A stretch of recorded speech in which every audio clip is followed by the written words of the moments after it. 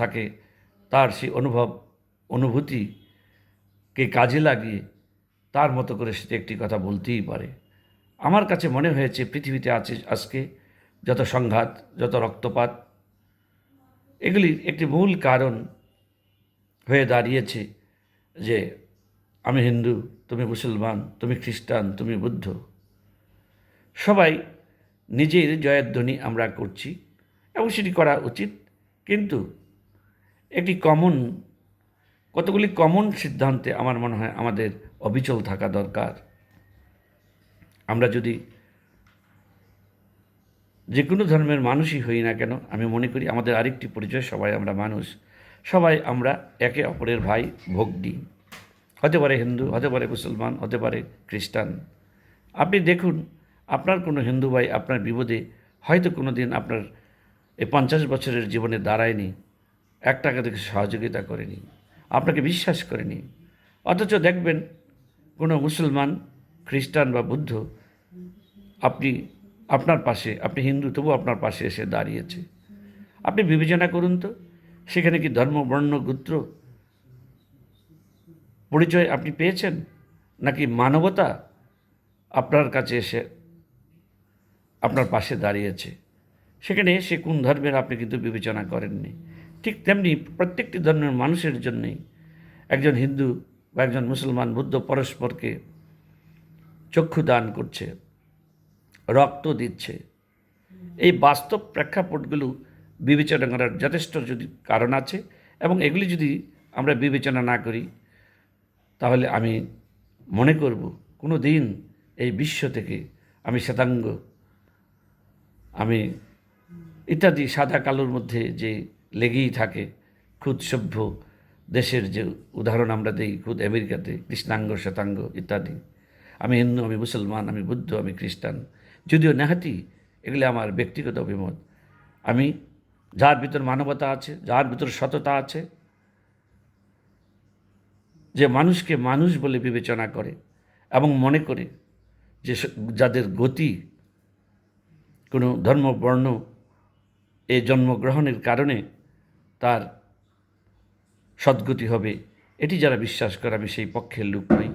আমি মনে করি যে যার ভিতর মানবতা আছে, হৃদয়ে যার বৃহৎ, যে ভাই বলে সম্বোধন করতে পারে, যে সকল ধর্মের মানুষকে ভগ্নী বলে গ্রহণ করে, মানবতা যার ভিতর প্রতিভাত হয়েছে, জগৎকে যিনি শান্তির বাড়ি পৌঁছে দিতে পারে, তিনি হয়তো আমরা যাকে বিশ্বাস করি যে একজন আছেন, তার কৃপাধন্য হবেন।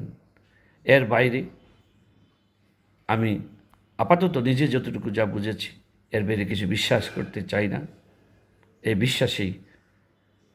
বিশ্বাস নিয়ে সকলকে ভালোবেসে ভগবান, ঈশ্বর, ক্ষুধা, আমরা যাই বলি না কেন, তিনি আমার ধারণা সকলের জন্যই সমান বিচার করেছেন। যেখানে তার নির্দেশ ছাড়া আমরা বলি একটি বৃক্ষের পত্র ঝরে না, সেখানে কি করে আমরা এ ধরনের বিভ্রান্তি, বিতর্ক এত জমজমাট করে আমরা প্রচার করি আমি জানি না। সেই সমস্ত সব কিছুর পিছনে আমার কাছে যেন কেন মনে হয় যে একটি অন্ধ স্বার্থপরতা। নিজেকে অযথা, আমি যদি ছাতা সেলাই করি তাহলে এটিই তো আমার যোগ্যতা, কিন্তু নিজেকে জোর করে যদি আমি বলতে চাই যে না, আমি অপারেশন থিয়েটারে গিয়ে বড় বড় হার্টের অপারেশন করি, এটি তো হবে না। প্রত্যেক ধর্মের মানুষের মধ্যেই স্রষ্টা কিন্তু এই যোগ্যতা সম্পন্ন মানুষদেরকে দিয়েছেন, আর সেই মানুষ তার ভিতর যে আলোগুলি আছে, যেগুলি প্রকাশিত হয় নাই, তার জ্ঞান, পরিশ্রম ইত্যাদি দিয়ে যে সেগুলি প্রকাশিত করছে, সেই আসলে প্রতিষ্ঠা লাভ করছে। সে যে কোনো ধর্ম, বর্ণের হতে পারে। আর ঈশ্বরের বিচারের প্রশ্নে আমি মনে করি, বা ভালোবাসার প্রশ্নে আমি মনে করি, সমস্ত ধর্মের মানুষ সমভাবে তার কাছে বিচার পাবে। তার সেই বিচারে কোনো পার্থক্য থাকতে পারে না। তাহলে সৃষ্টিকর্তাও যেন কোথাও না কোথাও বিতর্কিত হয়ে যান। এটি সম্পূর্ণ আমার নিজের মতামত। আসুন আমরা পরস্পরকে ভালোবাসি, ধর্ম বর্ণ নির্বিশেষে সকলকে ভ্রাতৃত্ব বোধে তার পাশে দৌড়ে যাই, তার দুঃখে সুখে আমরা থাকি।